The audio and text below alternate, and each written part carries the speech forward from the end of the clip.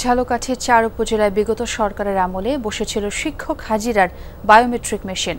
নিম্নমানের এসব মেশিন বসানোর কিছুদিন পরই নষ্ট হয়ে ব্যবহারের অযোগ্য হয়ে যায়। এসব মেশিনের জন্য প্রতিটি স্কুল থেকে ৩১,০০০ টাকা করে তোলা হয়েছিল।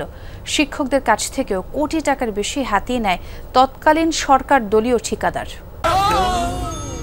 ডেন্টিস্টের পরামর্শ নাও নতুন কোলগেট অ্যাক্টিভ সল্ট।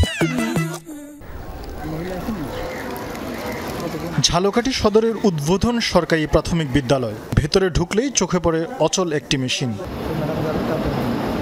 একই চিত্র সৈয়দুন্নেসা সরকারি প্রাথমিক বিদ্যালয়েরও। সদর ছাড়িয়ে রাজাপুর, কাঁঠালিয়া ও নলছিটি উপজেলার সরকারি প্রতিষ্ঠানগুলোর চিত্র একই। শিক্ষকেরা জানান ২০১৯ সালে স্থাপনের পর মাত্র ১ মাস সচল ছিল মেশিনগুলো। সে সময় প্রকল্পের দায়িত্ব ছিল আওয়ামী লীগ সরকার দলীয় ঠিকাদারদের হাতে। এই যে ৩১,৫০০ টাকার মতো আমাদের যে খরচ হয়েছে, এই ৩১,৫০০ টাকা যদি আমরা শিক্ষার্থীদের অন্যান্য পারপাসে আমরা ব্যয় করতে পারতাম, তাহলে সরকারেরও সেদিক থেকে লাভবান হতো, আমরা স্কুল লাভবান হতাম। কিছুদিন চলমান থাকার পরে জানি না কি কারণে এটা অচল হয়ে যায়। কেন্দ্র থেকে যেখান থেকে পরিচালনা করার কথা ছিল, যতটা জানতে পারি যে সেখান থেকে তদারকি কিংবা সঠিক পরিচালনা এটা হচ্ছিল না। প্রতিষ্ঠান প্রধানদের অভিযোগ, হাজার দশেকের এক একটি বায়োমেট্রিক মেশিনের বিপরীতে উত্তোলন করা হয়েছে ৩১,০০০ করে টাকা।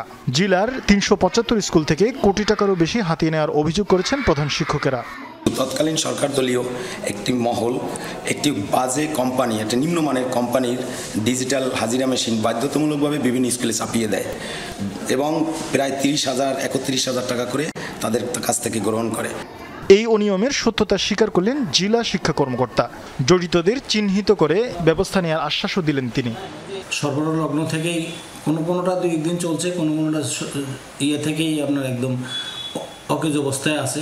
স্কুলে গেলে এগুলার বা উপজেলায় গেলে নথিপত্র পাওয়া যাবে না, সাথে সাথে হইলে তখন তদন্ত করলে আসলে অনেক কিছু বের হয়ে আসতো আর কি। এগুলো যারা এদের সাথে জড়িত, যারা এই কাজগুলো নিম্নমানের সরবরাহ করছে, তাদের বিরুদ্ধে তদন্ত করে আইনানুগ ব্যবস্থা নেওয়া উচিত।